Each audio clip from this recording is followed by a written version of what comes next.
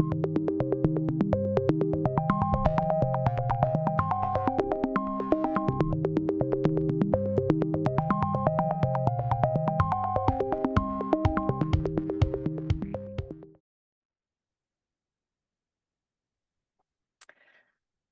morning, good afternoon, good evening, depending on where you are in the world. But welcome to this online session of the PCST2023 conference. This is a bit of an experiment. We used to have in-person conferences, obviously, before COVID. But then in 2021, the whole PCST conference moved online. Now, this year, as I'm sure you know, we are meeting again in Rotterdam next week. But we wanted to add this online component because we've all become used to these formats, and it really allows us to involve more people, to hear more voices, to extend the science communication conference experience further. And I must be honest that I've been really inspired by the sessions I've attended so far. So welcome, everyone. I am going to chair today on behalf of Lars Gunther, who unfortunately had some connectivity problems at the last minute. So I'm very delighted to chair this session because when I look at the program online, it's a wonderful set lineup of topics. The overall theme is nice and broad, broadening our toolkit. As science communicators, we need these tools. And one of the things about science communication that makes it interesting and rewarding for me is there's always something new. There's always novel approaches, different techniques, new things we can try out. And that's definitely going to feature in today's session. So we're going to start with our very first speaker, Soledad Machado Corral. She's from Uruguay, and she's going to talk about a crash course, Química, creating a blueprint for culturally responsive science learning videos. Over to you, Soledad.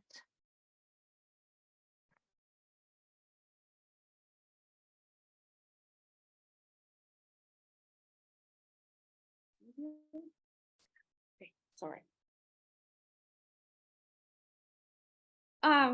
Thank you for the introduction and welcome to this presentation.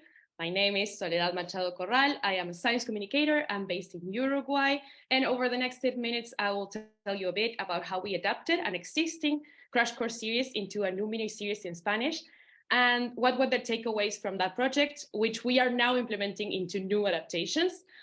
You might have recognized the style already, but in case you're not familiar with crash course, here's a crash course in Crash Course. Crash Course is a YouTube channel with educational videos covering a wide range of subjects like chemistry, world history, psychology, economics, computer science, literature, and so many more. They have about 13 million views per month.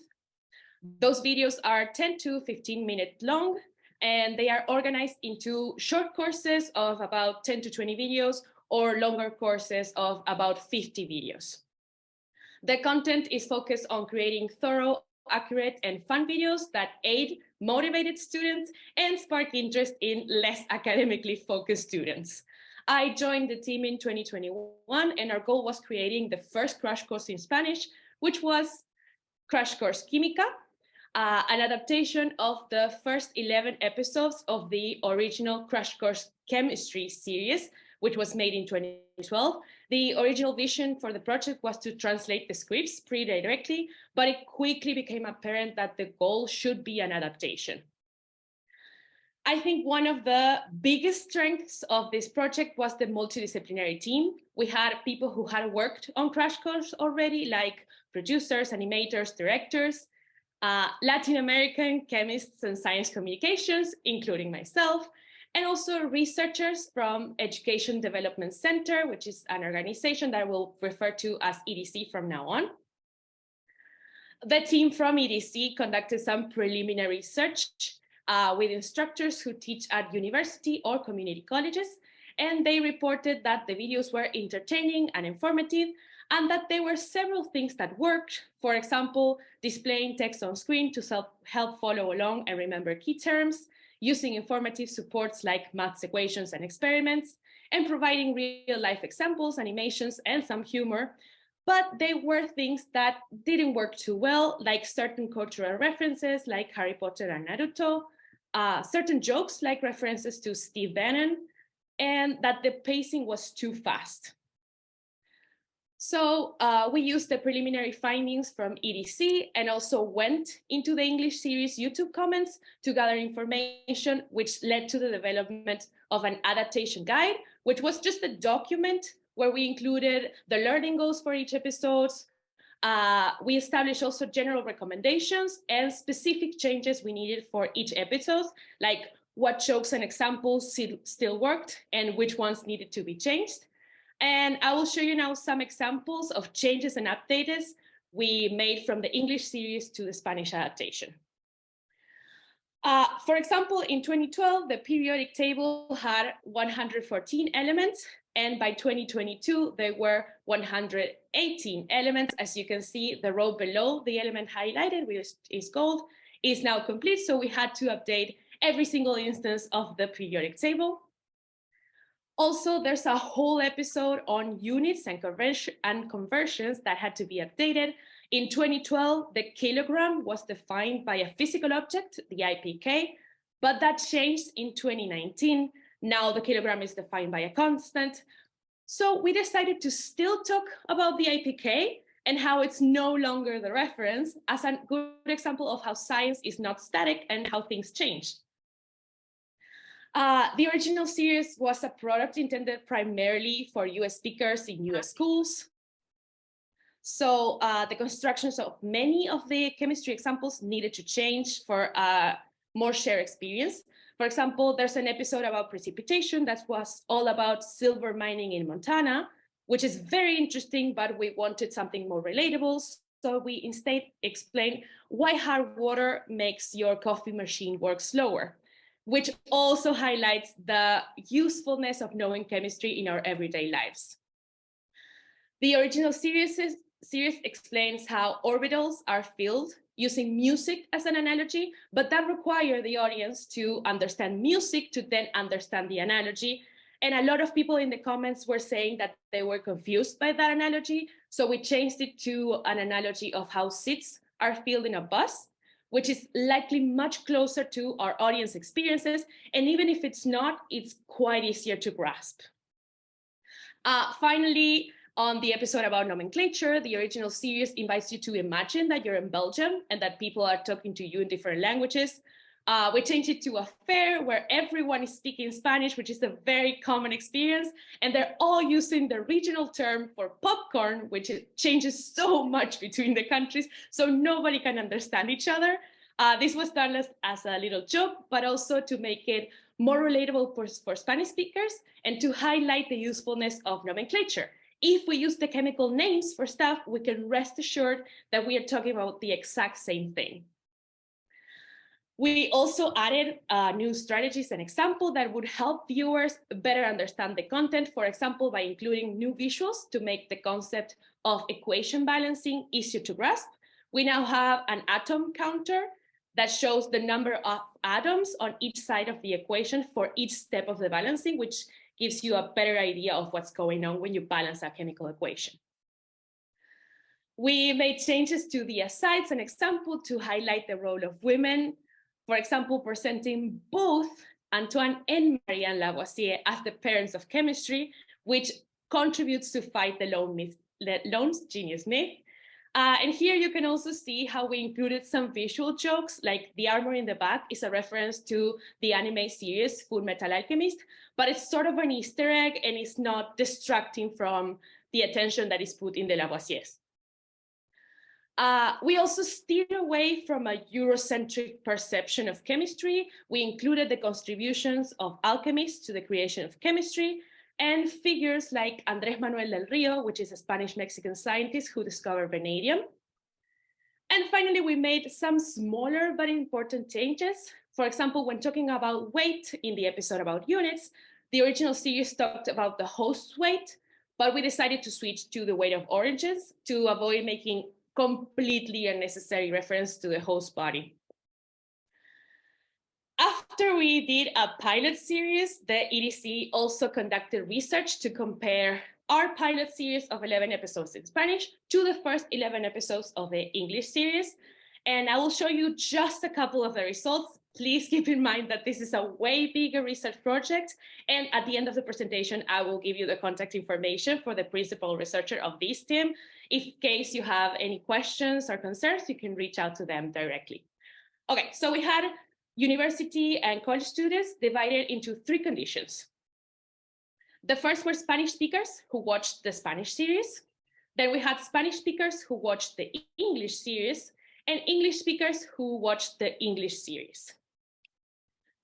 Spanish speakers who watched the Spanish series performed better on knowledge check questions than Spanish speakers who watched the English series, and similarly to the English condition, which is very exciting. It's good to know people are learning. And also, most Spanish speakers who watched the Spanish series reported that the episodes provided examples that reflected the background, experiences, and culture, which was one of our main goals. And this is considerably higher than the Spanish speakers that watched the English series. And also, it's higher than the English speakers who watched the English series. I'm very excited about this result. And I would like to share you some quotes from the study. It made me think about the real world applications of chemistry and how interesting it can be of a topic to explain to people. I never considered that someone like my grandmother might be interested in learning about chemistry, but after learning some terms in Spanish, I was able to explain topics to her. Like, this is a dream. A lot of the examples changed the way I view chemistry, especially when it came to relating chemistry with culture. I feel like there's a connection there that makes chemistry even more relevant and relatable to our everyday lives. And finally, one of my favorites, it was touching and impressive to finally see my culture portrayed in a good light. So thank you for mentioning Mexican scientists. Before I end this presentation, I want to share some recommendations based on our experience, the research, and what we learned so far, which we are now applying to our new series and might be helpful to you. The first, as you can imagine, is avoid direct translations if at all possible. Then team up with people who have different perspectives, experiences, and backgrounds. This is key to good representation. Invest time to carefully consider the relevance of examples that are being used to illustrate content or concepts. And finally, try to aim for a balance between appeal and entertainment, things are fun, and delivering content that has real-world applications. This brings me to the end of this presentation, so I would like to thank you all for your time and attention. We might have a couple of minutes for questions if there are any pressing issues, but if you want to reach out after, here's our contact information. If you have any general questions about the adaptation process or even this presentation, you can email me at soledad.machado@gmail.com, or you can reach with questions about the research at Heather Lavigne at HLAVEGNE@edc.org. In case you have any questions, you can also reach me and I will reach out to her. Thank you so much.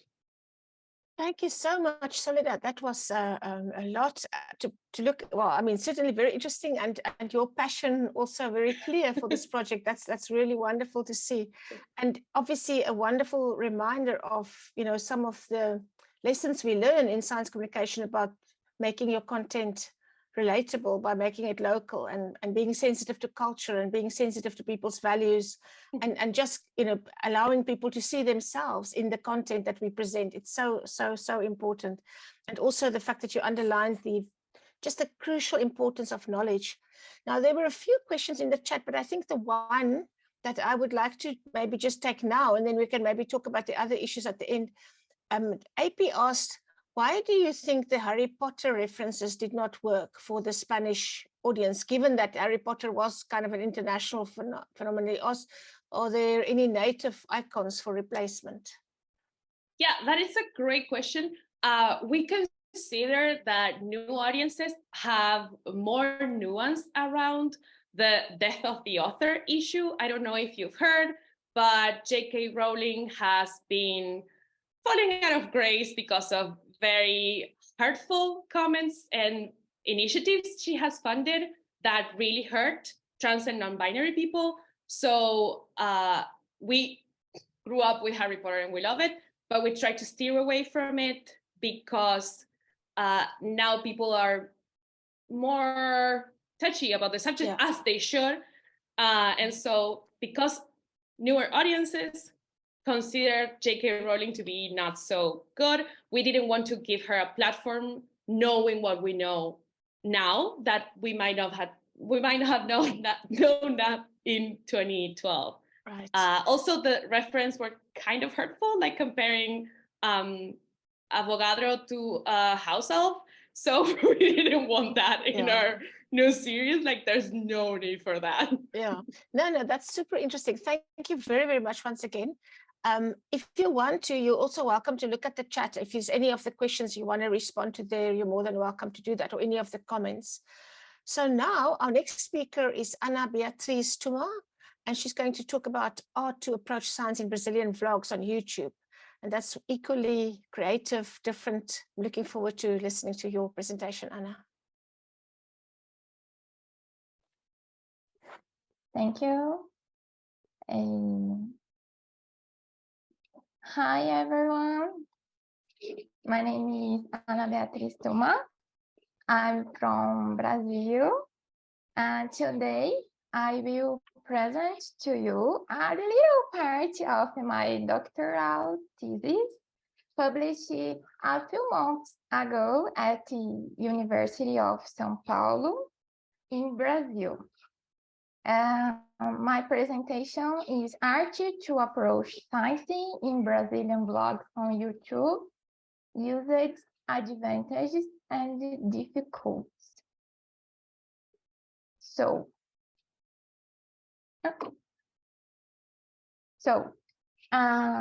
first, at the beginning of our thesis, we read an interesting book called The Two Cultures, wrote by C.P. Snow. C.P. Snow was a literate and scientist based on England. He wrote this book in 1959 in England. He said that he realized a lack of communication between the scientific and the humanistic cultures, so-called the two cultures. So we transposed it for Brazil at the beginning of the 21st century for our doctoral thesis. We analyzed specifically some vlogs in Science Vlogs Brazil on YouTube. The vlogs are about different subjects. The first one is narrated university about physics. The second one is archaeology around the world about archaeology. The third one is Pirula channel. Pirula channel is focused on biology. The fourth one is Garage Dragons. Garage Dragons is about all kinds of sciences, psychology, sociology, and others.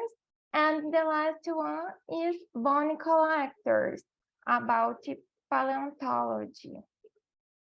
Our methodology is based on open in-depth interviews done in 2020 during coronavirus pandemic.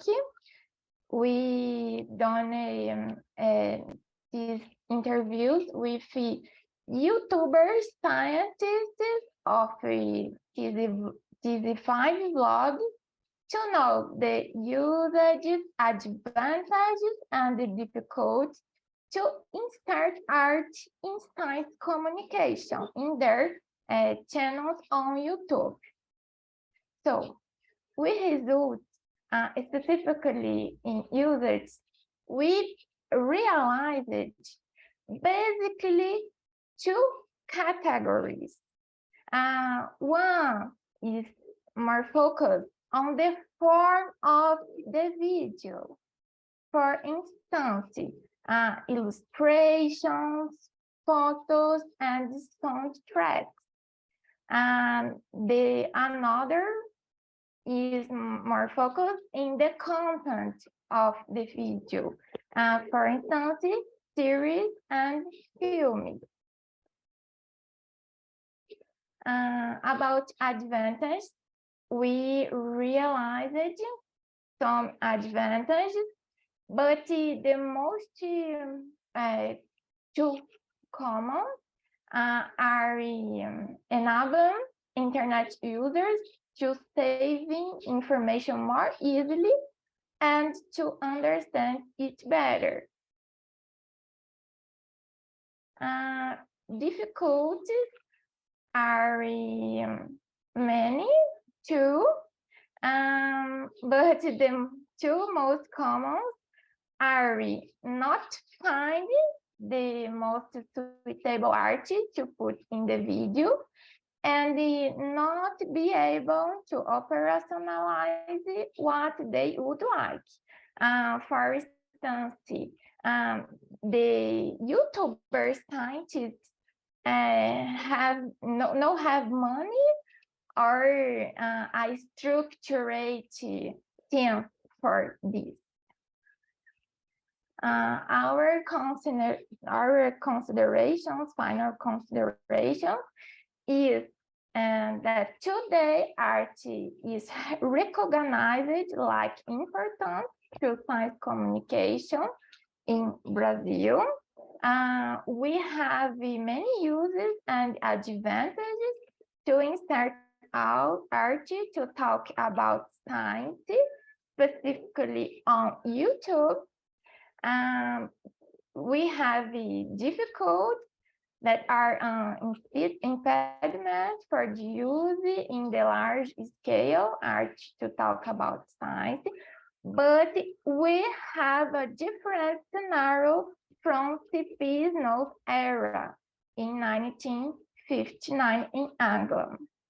So art is a good idea for talking about science, specifically on YouTube. This is my reference, and thank you so much. Right.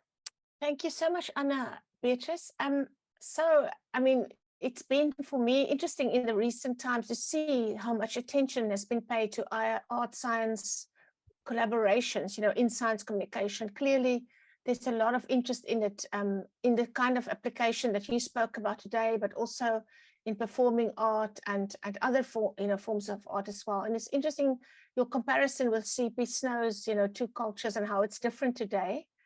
I can imagine that even in this context, it can link back to what Soledad spoke about in her presentation. It could also be sometimes difficult to find art that is relevant and relatable to your specific audience, that they will understand, that they will be able to connect with. I guess that's also something that you might have thought about. Let me see if there's any question now that we need to take before we carry on. Is there anybody in the audience who wants to ask something of Anna before we go to the next speaker? Anyone maybe with a comment about using art as a way to enhance science communication? Sorry, can I ask a quick question of Anna? Sure. Yeah. Anna, I was wondering, was there any art you found the Brazilians didn't respond to? Anything that you expected them to respond to and they didn't respond to? Would you like me to write that question? For audience or not? Sorry? Yeah, for arts. I work in Japan. Mm-hmm. Sometimes some pictures we think, because I come from an English background, I think this picture will be very good, but we show it to Japanese people and they don't understand it or they think it's terrible. How about with Brazilians? Were there any art they responded to or anything they didn't respond to? Yes, yes. For us, it is very important, and our audience is amazing, and like art in science communication, and our YouTuber scientists are amazing too, and very receptive for his research. Okay, perfect. Thank you very much, Anna. That was very interesting, and I invite all of you to put some more comments in the chat.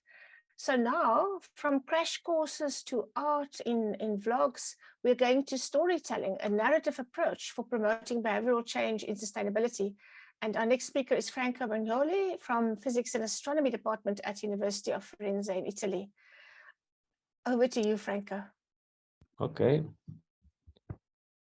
I hope you can see my screen. And so, can you hear me? Okay. I don't hear you. Yes, please, just carry on. We'll tell you if there's any problem. Okay, so I'm going to present this experiment about sustainability. I'm a physicist, I'm a teacher, so a professor in physics, so I'm not a specialist nor in communication or in sustainability, but actually as I shall show in a moment, I had some experience. So in 2018, I was asked to set up a kind of communication office inside the University of Florence and to develop a website. And so I said that I had some experience since I'm running science cafes in Florence as a volunteer for many years, radio transmission and so streaming. And moreover, we experienced a lot with the use of science fiction movies for teaching mainly physics, but all kind of sciences. And so when I started my task, I thought of the tricycle metaphor. I mean, sustainability is driven clearly from environmental sustainability, but it is pushed or it is founded on financial and social sustainability. Otherwise, all projects are going not to work. And there are also 3 missions of the university in the field of sustainability, since we have clearly to teach about sustainability, to perform research about sustainability, but also to be sustainable as an enterprise, since we have a lot of say teachers and students here.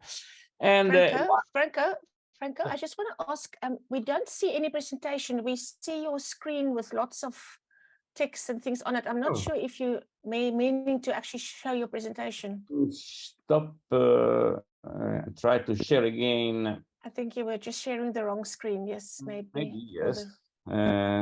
Share screen desktop 1. I thought this was. Now you can see it. Yes, sorry about that. Much better. And so, okay, so just quickly, just to show you this sustainable site and the links if you are interested in the things that we are doing about say communication of physics. And this is the tricycle metaphor about sustainability. I mean the environmental, financial, and economic and social sustainability. And so I remember that it was just in 2015 when this one of these new series about Star Wars just exited, and I was asked to present the idea of sustainability to elementary schools. So I wrote a small text explaining the request for a spaceship to travel to stars and without using curvature measures, hyperdrives or wormholes. And so instead it means that we had to travel in space for centuries or millennia. And so there are a lot of requirements for this spaceship to host a whole population, for instance, O'Neill cylinders. But I also remember that to have used for one of my science movies, the series Space in 1999, in which the moon itself is pulled out the orbits and used as a kind of spaceship, clearly cannot be driven at will.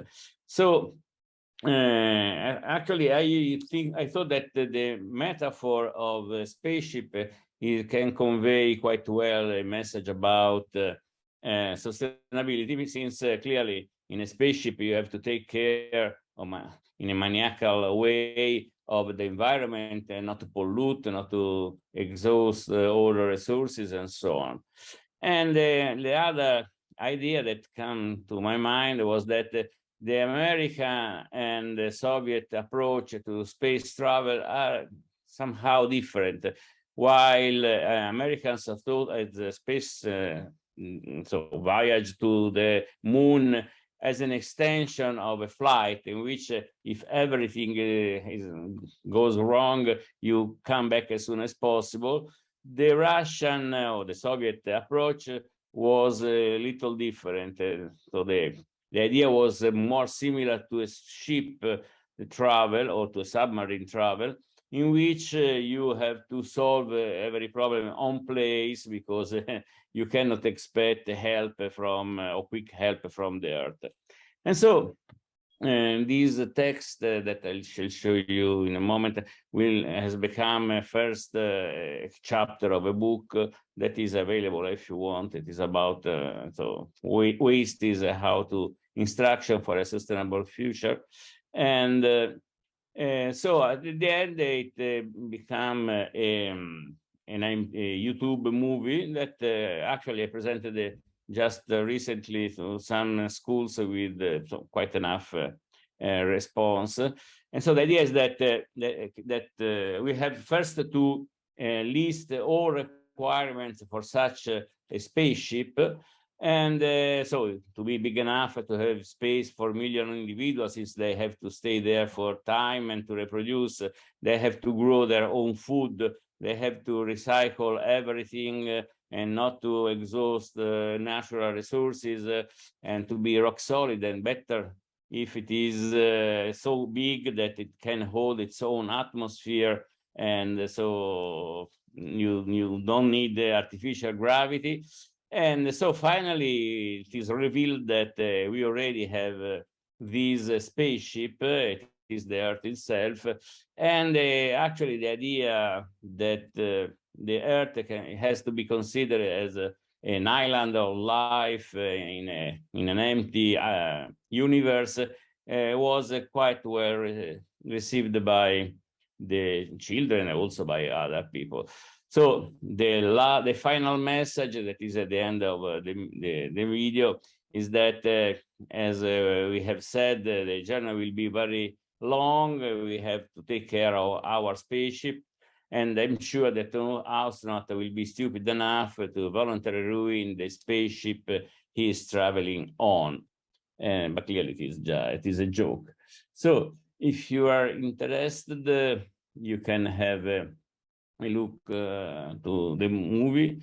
It is 40 minutes long, so not too much. It is in Italian with at will English subtitle. And if you are interested, I can furnish also the material to translate it in other languages.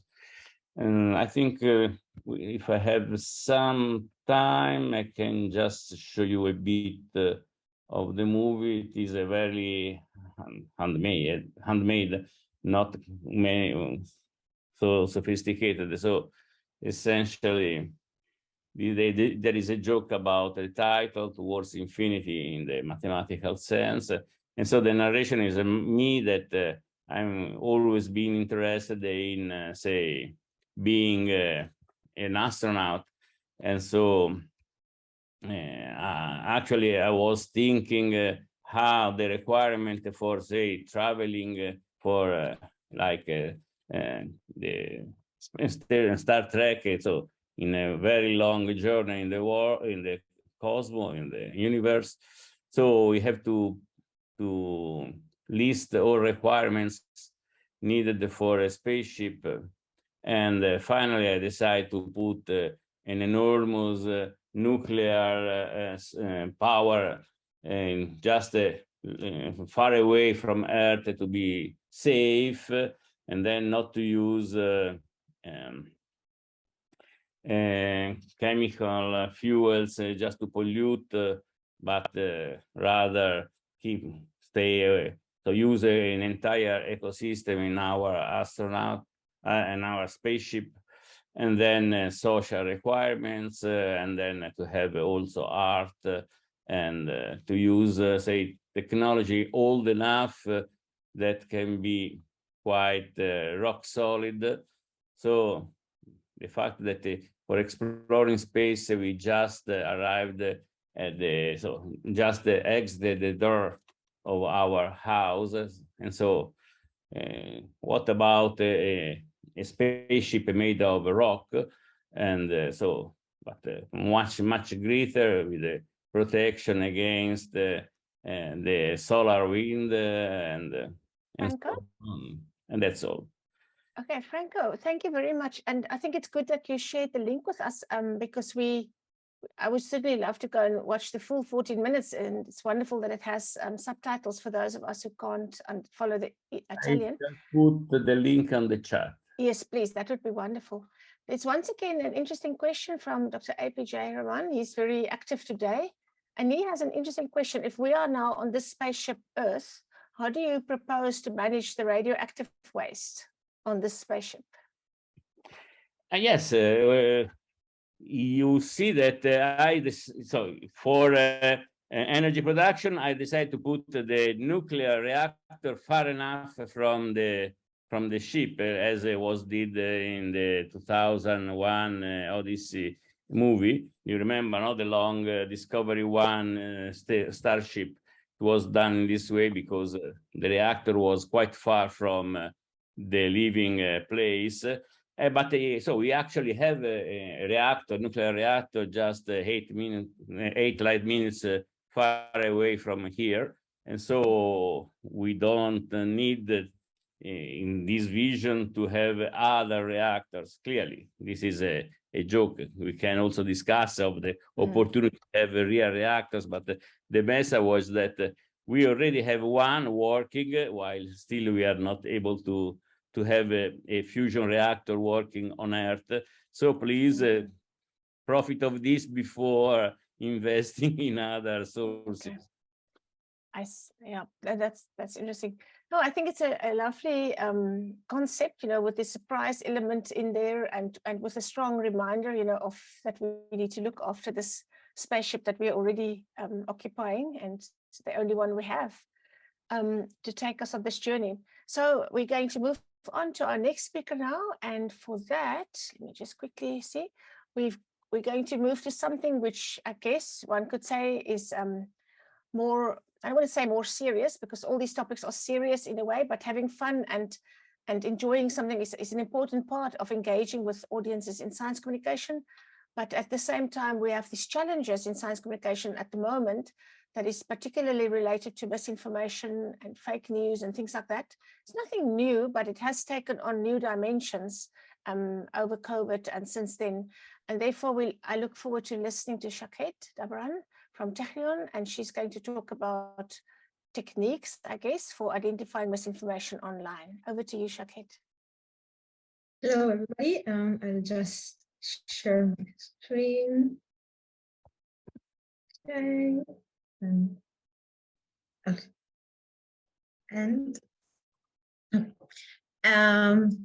Hi, my name is Soledad. I'm a PhD student at the Technion, and in this presentation, I will talk about different literacies for identifying misinformation online. So, what are we going to talk about? As Marina said, it's not new information. In daily life, the public relies on the scientific information they are exposed to on the internet and must make the distinction about what to believe. However, the large quantities of information that are created and shared in the online space every day raise difficulties for the general public, who often lack the time, motivation, and knowledge required to evaluate the information they find. As a result, post-truth phenomena, such as conspiracy theories and fake news, are liable to affect the decision-making process of individuals, which leads to consequences for both individuals and society. Previous research has investigated the component of scientific literacy that may facilitate the identification of misinformation. The aim of this theoretical study is to explore the potential synergy between different literacies to combat the challenges associated with post-truth. So what are the challenges of the post-truth era? According to Brazilian Chin, we have 4 main challenges of our time.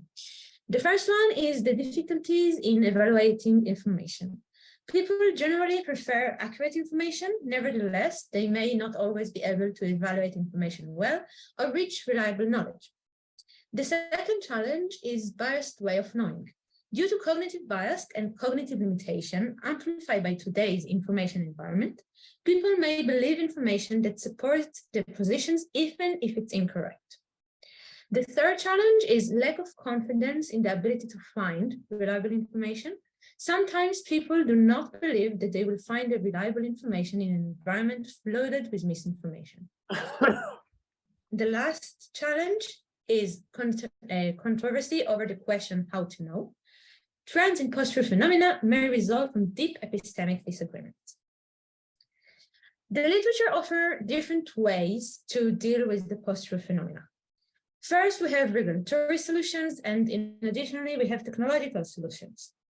These solutions can help address the spread of misinformation in the online space, but they are partial at best. Those who must regularly cope with misinformation in the online space is the public, the majority of whom are not exposed to the technological solutions and fact-checkers that could help them. One of the most notable challenges in the 21st century is the sheer amount of online information.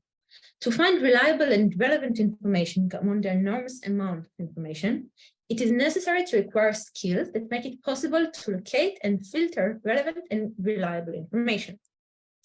In 2020, the Ministry of Education in Israel released a document detailing the necessary skills for graduates in a constantly changing world. Here, in this presentation, we demonstrate how a range of educational literacies may help publics to have informed interactions with the post-truth phenomena. We are looking at 7 different cognitive skills: linguistic literacy, mathematical literacy, scientific literacy, critical thinking, creative thinking, digital literacy, and information literacy. So, in order to deal with the challenges of the post-truth era, we're looking how those different literacies might help us. And now we'll dive into the first challenge. Misinformation exists in various forms. There are false information that deal with political aspects, such as Pizzagate or QAnon, and others that deal with scientific aspects. For example, 5G caused the spread of COVID-19. As means of detecting misinformation online, the capabilities of information literacy, which include a comparison between different sources and the ability to examine hypotheses and draw conclusions, are essential. However, without the capabilities of scientific literacy, which include the ability to use scientific knowledge and draw evidence-based conclusions, it would not be easy to deal with misinformation related to science that required specific knowledge and abilities, as well as critical thinking abilities, which include the ability to examine and evaluate information, opinions, or ideas in an informed manner, and creative thinking abilities, which include the ability to create new connections between different fields. In addition, digital literacy capabilities also enhance people's ability to evaluate the information that appears in the online space. And abilities of linguistic and mathematical literacies are basic abilities that complement the rest of literacies discussed and help the individual evaluate information in the online space. Our second challenge is biased way of knowing. Due to cognitive biases and cognitive limitation amplified by today's information environment, people may believe information that supports their position even if it's incorrect. Linguistic literacy imparts the ability of distinguish between essential and therapeutic, which help us deal with this challenge. Mathematics literacy as well might help us, or as it include identifying biases and failures in the data. Critical thinking leads to rational thinking that helps to discern what is credible and what is not. Creative thinking provides ability of flexible thinking. Therefore, with the help of these abilities, the public will have tools to deal with the tendency to cognitive biases, and it will know how to judge the information it encounters. Our third challenge is lack of confidence in the ability to find information online. Through information literacy capabilities, the public knows how information is organized and can organize the information it finds in an orderly fashion. As a result, the public will know better how to navigate the ocean of false information that characterize the online space. Also, linguistic literacy capabilities, such as merging information from various sources, and the technological capabilities of digital literacy, which include online orientation, may help the public believe that reliable information is indeed there and that it has the ability to find it. And our last challenge, the controversy over question of how to know. The combination of processing and understanding statistical abilities, mathematical literacy, with the abilities of scientific literacy and of critical thinking, constitute familiarity with scientific epistemology. As a result, familiarity with these ways of thinking may help in dealing with biased way of thinking. To conclude, we can see here the 4 different challenges with the 7 different literacies. And we can see that even though all of the literacies answer the first challenge, they did it in different ways. And the other challenges, different literacies gave us different perspectives. Educational solutions are invaluable to creating inclusive societies. To deal with the post-truth phenomena in the online space, our main conclusion is that different literacies should be imparted in order to prepare the public to deal with post-truth phenomena. And effective scientific communication in the post-truth era is a very important issue. The post-truth phenomena has created a need for mediator to check and organize information for the public. Scientists who communicate with the public through the online space can contribute to this effort. Thank you.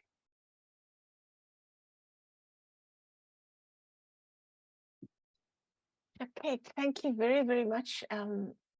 It's really a lot to think about, the 7 literacies that you propose. I see there's a question. Soledad, do you want to maybe put your question to Shaked?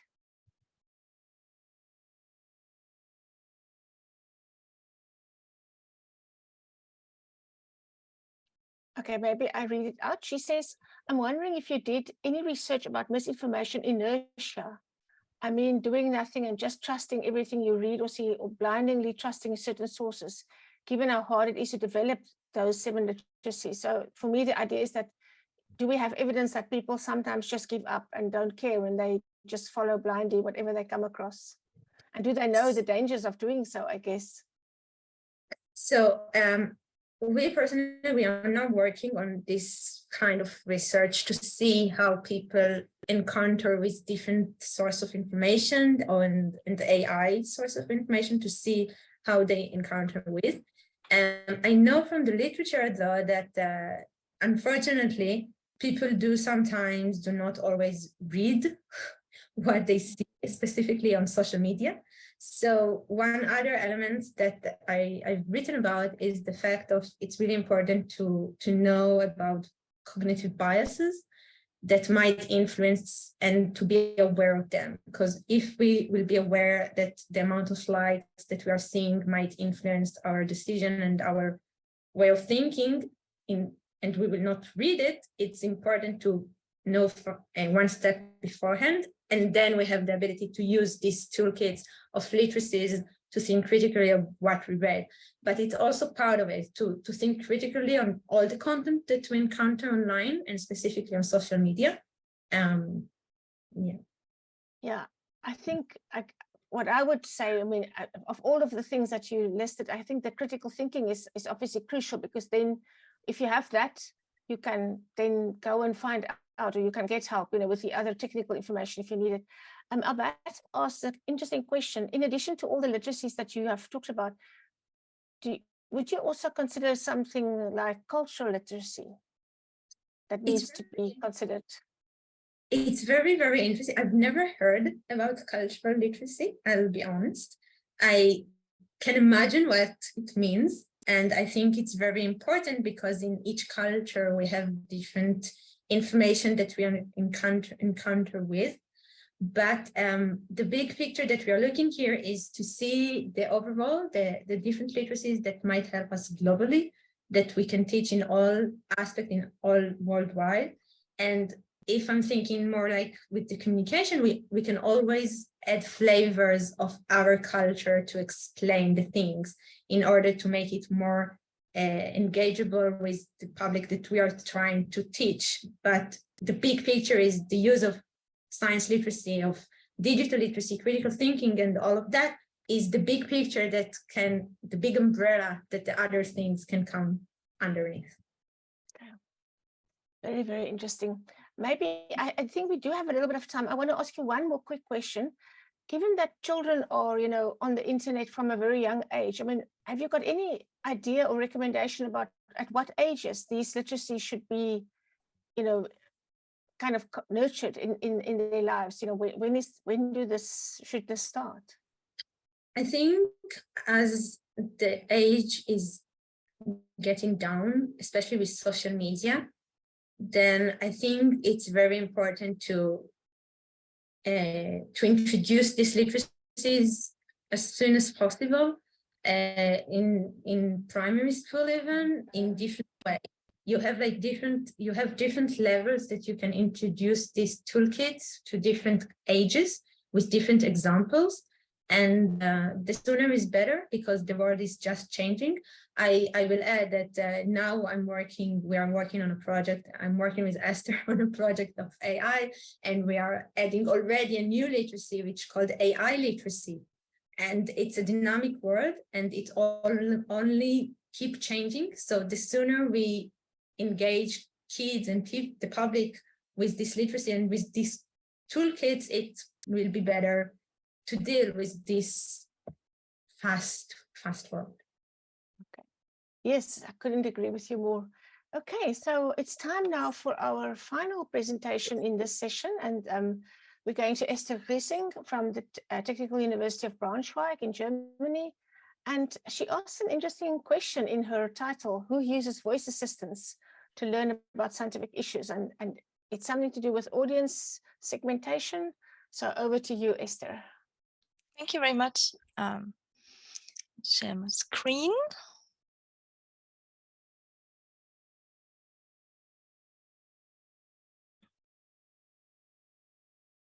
Yeah, thank you. Welcome everybody. My name is Esther Riesing, and today I want to talk about a study I did together with Monika Tadiken, also from Technical University in Braunschweig in Germany. And yeah, we studied voice assistant as intermediaries of science information. And as I guess many of you have noticed or might even use themselves, voice assistants in recent years, they have established themselves as a convenient way to meet information needs, because voice assistants, these are intelligent agents or assistants such as Alexa, Siri, or Google Assistant, and people simply need to say a wake word. They simply need to turn to their voice assistant and they can ask any questions they can think of. They can get any information they can think of without needing to take up a device, without using their hands or opening an app. It's just natural voice based, so very easy and very convenient. And we know from previous research that people tend to engage with science primarily in response to situation-specific needs. So Monika and I, we asked ourselves whether voice assistant then might be significant information intermediaries, especially for information that is related, for instance, to science or to other situations where people need to make a decision. So this intuitive nature of voice assistants could make them a suitable gateway, supporting people, for instance, in everyday science decision making. And that's exactly the question we are asking in our study, because we try to identify groups of regular users of voice assistants in Germany who engage the information function of their voice assistants, maybe in distinct ways. And to do so, we also investigate the expectations and perceptions of regular voice assistant users towards their assistant when it answers questions about socio-scientific issues such as COVID-19 or climate change. And we do this in a, I would say, rather straightforward way, because we rely on a data set that Monica and I assembled. It's a representative online survey in Germany that we fielded in summer 2022, so prior to the launch of new AI technologies such as ChatGPT. And in this study, we only rely on a subset of this data set because we are only interested in regular users. So these are users who use their voice assistant at least once a week. And in Germany, in this representative data set, these are 42.7%. So almost half of the, not even half of the population, but in our case, 789 people that indicated themselves as regular users.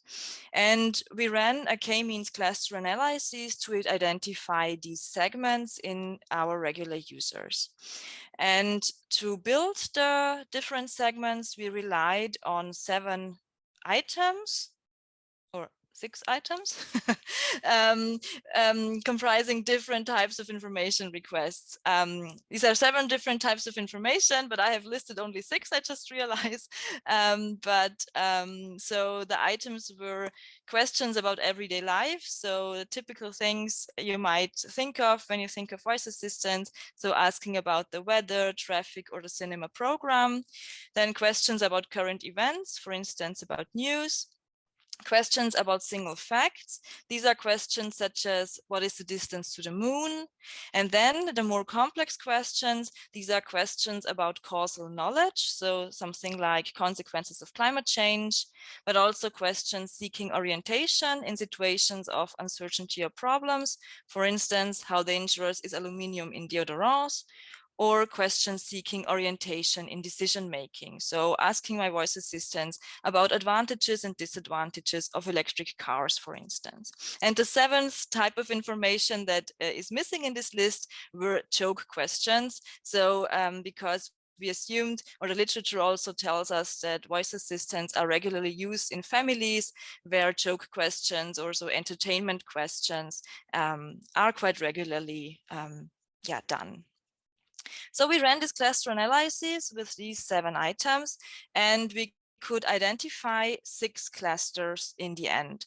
And I want to talk about the first 3 clusters that you can see here in the red frame, because these are the clusters or the users that said that they indeed use the voice assistant not only for these everyday questions and current news or single facts, but also for more complex informations, for instance, regarding context or orientation. So the more complex one, these are the purple bars that you can see in these graphs, and you can see that they are more pronounced in the first 3 clusters. But you can also see here that the differences between these first 3 clusters mainly regards the frequency of the purple bars. So people in these clusters, they ask about complex questions in different frequencies, but the prevalence of each type of questions is not so much different. So we have the main differences here regarding the frequencies. But, and I think this is important, in sum, these are 48.3% of the regular voice assistant users who say that they indeed use their voice assistant for more complex questions, which means questions about causal knowledge, about orientation in situations of uncertainty, or for decision making. In our second research question, we are interested about the expectations and perceptions people have towards their voice assistant.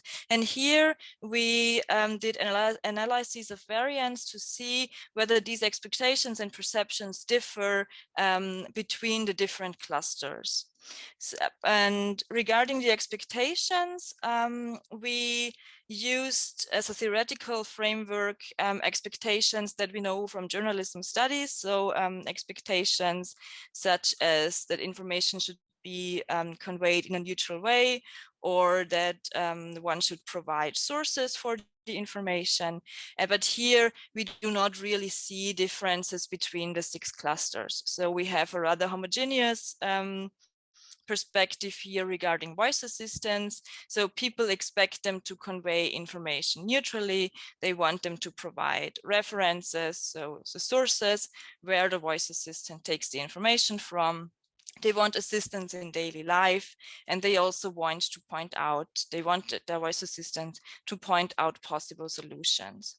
Interestingly, the expectation that the voice assistant steps into a dialogue with the user is rather low. And I think this is rather interesting, as these are regular users of voice assistant. So apparently this is not so important for them when they get information through their assistant. Finally, we were also interested in the perception of the voice assistant. And here we consider that the voice assistant is an anthropogenic or anthropomorphic agent or assistant, so that the voice assistant comprises cues, social cues, such as a name or even a gender, that might lead users to ascribe social or human abilities to this assistant, and subsequently to ascribe this assistant social roles, such as experts or even friends, so that the assistant is something that goes beyond a technological tool. And here, when we look at the 3 clusters or the 3 segments that are that use their voice assistant to retrieve more complex information, we see that this first cluster, which is the inquisitive friends, so those who have a very high frequency of asking these more complex questions, that they perceive their voice assistant in multiple roles. So for them, the assistant is not just a technology and an assistant, but it is indeed even perceived as an expert or even as a friend. And in contrast, we see for the final cluster that it's primarily perceived as a technology. So what do these results tell us? Overall, we see that voice assistants are relevant intermediaries also for more complex information. And Monica and I, we see this study as a starting point, or also as a call maybe for the science communication community to take these assistants as rather overlooked objects for science communication, practice and research, and that it's interesting to take them also in consideration. But we have also seen that our different types of user segments mainly differ in terms of frequencies. So here we definitely need qualitative research to identify specific audiences for science communication. And we've heard about this, or Shaked has mentioned it already in her previous presentation. We have new AI technologies with real conversational abilities. So the expectations and perceptions of voice assistants might change, and thus also their role in science communication. So here there is somehow an unknown future of this technology that I think is interesting to investigate. Thank you very much.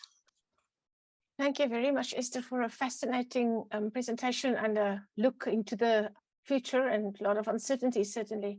I want to maybe kick off by asking you a question, and then maybe I'm sure there will be questions from the audience as well. You can stop your sharing now. I think then we can just have more people on the screen.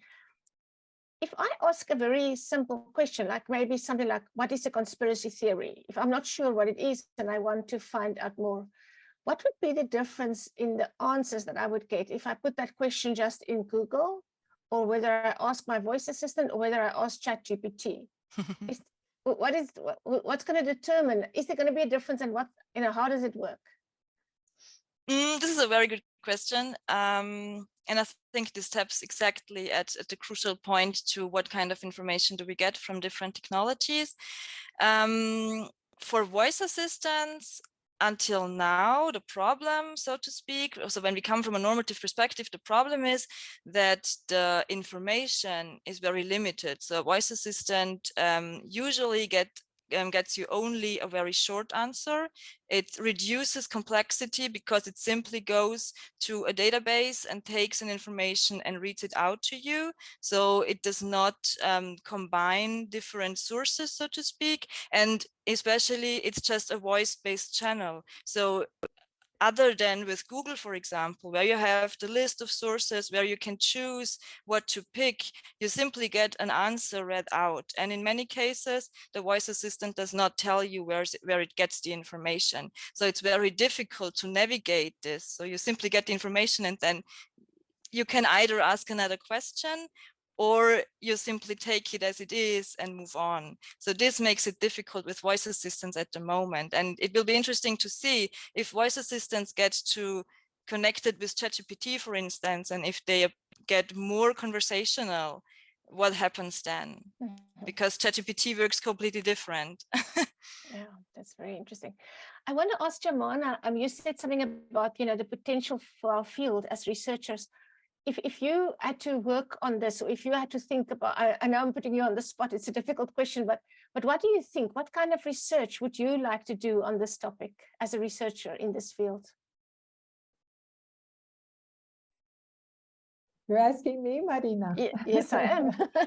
I think there is a huge potential, considering that people are actually chatting with the voice assistant in a everyday life, and I see my kids doing it as Esther has presented.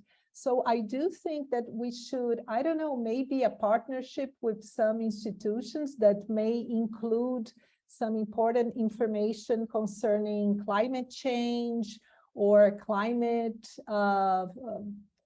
prediction, and maybe about fake news or disinformation, as the other colleague has presented. So there is a huge potential on that, but maybe we are lacking this possibility of making a collaboration with Google or with other enterprise. I don't know if there is already some kind of partnerships there. I don't know if you know of anything that we could maybe explore in the near future, but I see a great potential there for science communication, as she has pointed in her conclusion. Yes, because I also thought to myself, what can science communicators or big scientific institutions do to increase the quality of the information that is provided by these voice assistants? Because if we don't know, if we can't influence the database where the information comes from, then it's obviously difficult for us to make a difference there. So I think there's a lot of questions that we should ask. Maybe Sharona Patel also commented that she often hears her own children using these voice assistants. Can anybody in the room maybe give me an example of something that you've heard your children ask one of these voice assistants? Anyone? I mean, what do they want? What do they ask? I'm just curious, because I said to Sharona, I don't use them. I usually try to get them quiet. I usually put them on by accident, and then I try to get them to die again because I don't want to use them. But it's maybe because I don't know the technology that well. Or maybe an example of something at you. I mean, do you use it to ask the weather? Do you use it? Can it predict? Can it give you like, what is the weather going to be tomorrow? Or is it only static information?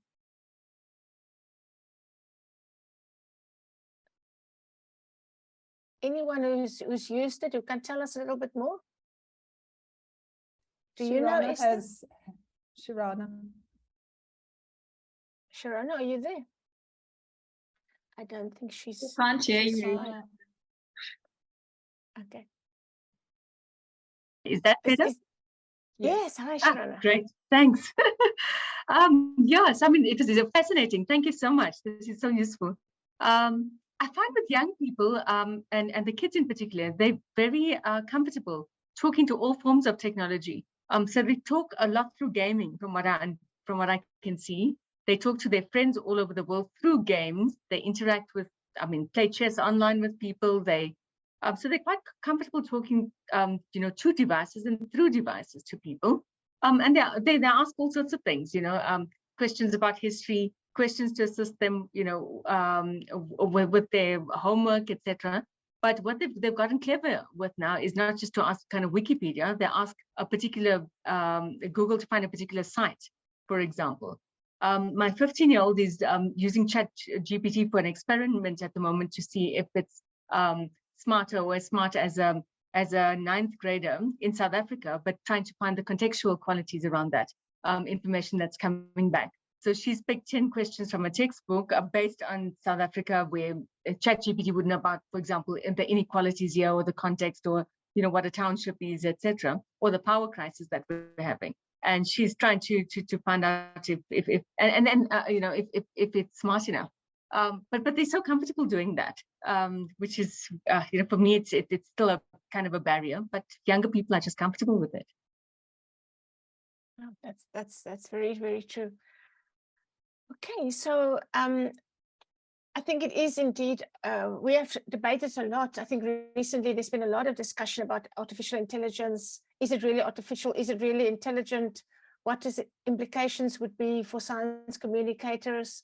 What should we do with it in terms of ranging from school tasks right through to scholarly publications? The consensus seems to be it's not going to go away. It's here to stay. It's going to become more sophisticated and more advanced and more efficient. So we have to find ways to live with it, work with it, and make the best use of it, but also to safeguard the ethics so that we acknowledge when we use it. We should learn, I guess, scholars, publishers, authors, people, students, to use it as a tool, but in an ethical way, and not to pretend that it's your work if you got ChatGPT to write your assignment for you, that kind of thing. But also it actually links to what Shaked was talking about, even if you ask ChatGPT some questions, to have the skills and the tools to know, when you have to be skeptical about what it gives back to you, how to judge the quality of what you're getting back. All of these things in the end, they kind of merge and come together. It is indeed a brave new world that we are in. And it's fascinating, the applications. Nabanita has said something about, I saw people using ChatGPT to correct their coding. It's phenomenal. I mean, what it can do, there seems to be every day a new angle.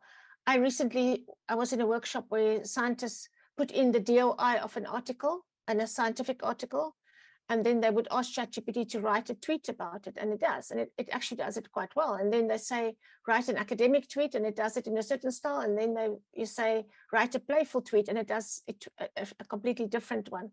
But once again, you have to have the skills to judge what it is. You can't just, in my experience anyway, you can't just blindly use the answers they give. And I guess the same is true for all the sources that we work on.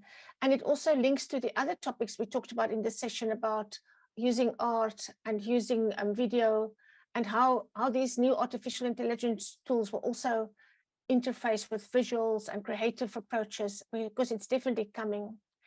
So I see there's been some good additional links in the chat that Sharona is recommending, and some other comments that I recommend you to look at. We have got a little bit of time. I want to give one final opportunity to any member of the panel, or anybody in the room who wants to ask a final question about the topics, the broadening of our toolkit, all these novel things that are coming on our way. Anybody?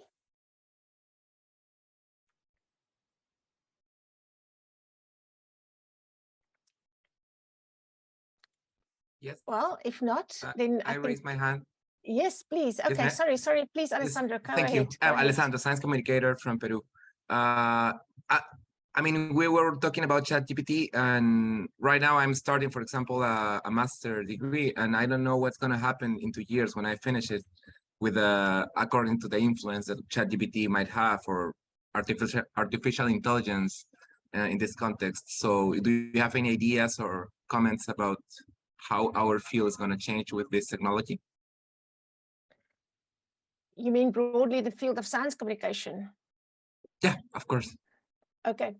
I'm going to throw that back to my panel. Anybody, how will all these new technologies, in your view, looking to the future, how is it going to change the field of science communication? Practice and research, I guess. Esther, do you want to take a stab? I can try. This is a huge one. Yeah, I mean, I think maybe from the practice side, I mean, it makes it easier to translate, so to speak, complex information into easier information. And of course, you always have to check what ChatGPT is doing. But I think it's a really a practical tool to say, okay, this is an academic text, make it easier for me, or make it in terms for or suitable for school children, for example. I think there will be ways where we can use ChatGPT in a very nice way. But of course, still we have to have the resources and also for the users. So very short answer. Okay. Yes, I think it's exactly what I would also say. It's a tool, but use it responsibly and use it with some care. Anybody else? Franco, what do you think? What is the future holding for us with AI and science communication? This is a very, very hard question. Actually, we have a whole group working on this, but I'm not an expert. I was told just today that if you examine the number of resources invested in artificial intelligence or something like this, it will show a vertical asymptote, so divergence, about the 15th of May. So maybe we have just to wait for 1 month and the whole field of artificial intelligence will explode by itself.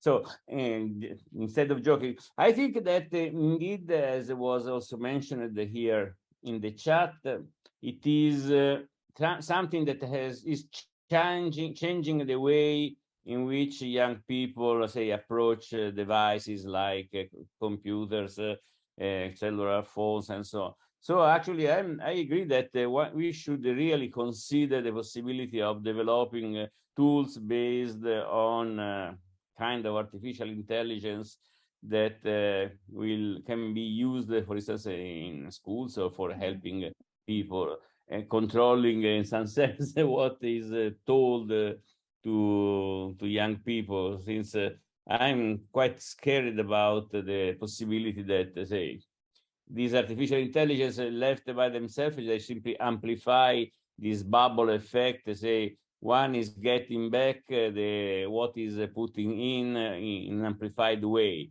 and this can be really a challenge for science communicator. Thank you very much for that. Shaked, maybe a final word from you. Will these tools aggravate the problem of misinformation and disinformation, do you think? It's a big problem because at least in the last few months, the one sentence that everybody written about AI is that it's full of misinformation and it's really easy to trick it to give you more misinformation and to fall to the rabbit hole of echo chambers. So one thing that is really important when using it is we talked about critical thinking, but it is, and it's different than regular sources because we don't have the cues that we normally have in order to look for the credibility of the source. So I think it's kind of an ethical question of how to use it right to make this world a better place and not a worse one. And I think it's part of the responsibility of the science communicator, because one of the big problems with misinformation and disinformation and the spreading of it online is the fact that we have no much gatekeepers anymore online. And we need to elaborate and to use these tools more carefully in order to teach, like to embrace it to a positive way. But it's with a very red alarm in how to use it and how it might influence the public who is not aware of the problems that it has. And maybe a first step might be to talk about the problems and to communicate the problems of the AI before using it. And yeah. I think that's a really, really powerful and important place where we can maybe wrap up, because this will be part of our careers and research going forward, and certainly will be part of the literacies that we need to instill in future generations. Let me just thank my wonderful panel of speakers today for insightful, inspiring, and very interesting sharing of your research. This whole session will be available via the PCST Network YouTube channel, not too distant future. And I thank all of you for taking the time to present and to participate and to ask questions. Thank you very, very much. Thank you very much.